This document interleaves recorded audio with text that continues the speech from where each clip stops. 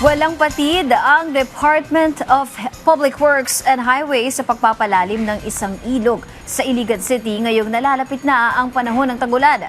Yan ang report ni Sheriff Timar ng Radyo Pilipinas, Iligan.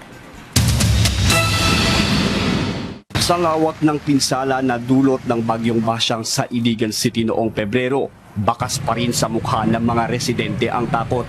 Yung mga bahay namin nawala na, atip na lang. Punta kami doon sa evacuation.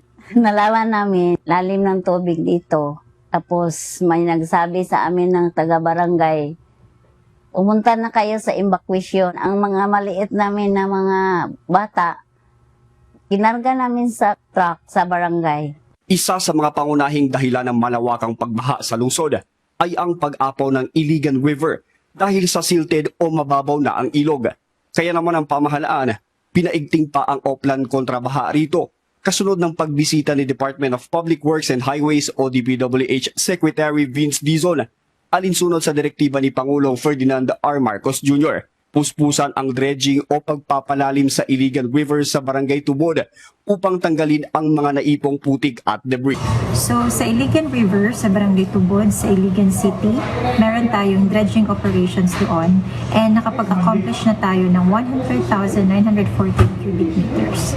So yung total target natin na volume in cubic meters ay 80,000. So yung progress po natin ay nasa 126%. Laking pasalamat naman ng mga residente dahil mas kampante na sila ngayong mas pinalalim na ang ilog. Karon nagpasalamat ni nga giaksyonan dayon ang suba kay lalom na, gipaluluman na. Hapit na nahuman ilag trabaho.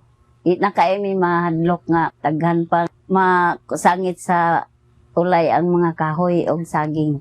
Salamat namin sa Presidente, iyan ang gipatrabaho tanan jud gipalimpihan ang suba. Anindot na nuna kay inig magbaha dili na ako kaabot diri.